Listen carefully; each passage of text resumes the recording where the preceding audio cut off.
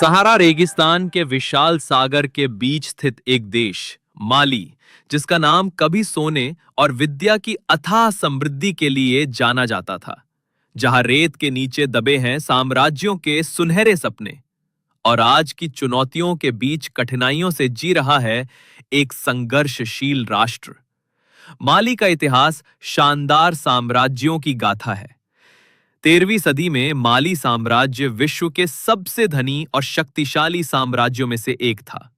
सम्राट मंसा मूसा की मक्का यात्रा ने पूरी दुनिया को चकित कर दिया था। उनका विशाल काफिला और उदार सोना बांटने की घटनाएं इतिहास के पन्नों में दर्ज है। इसके बाद आया सोंघाई साम्राज्य, है कि जिसने माली देश में टिम्बक्टू को लगभग विद्या 50,000 साल और पहले से ही व्यापार लोग यहाँ का पर रह रहे वैश्विक हैं। माली केंद्र बना दिया।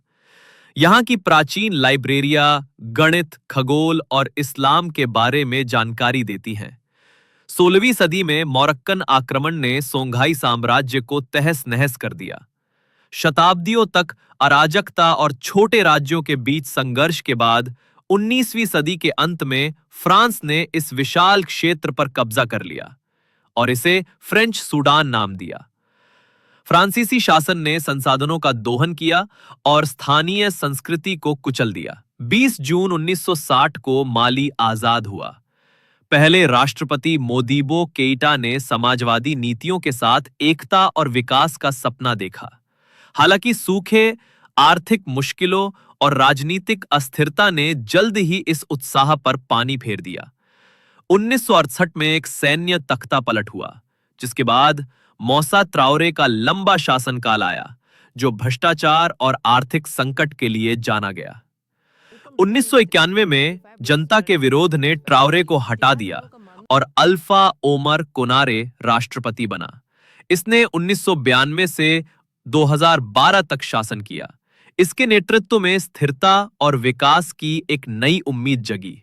सरकार और विद्रोही समूहों के बीच समझौते कई बार हुए और कई बार टूटे।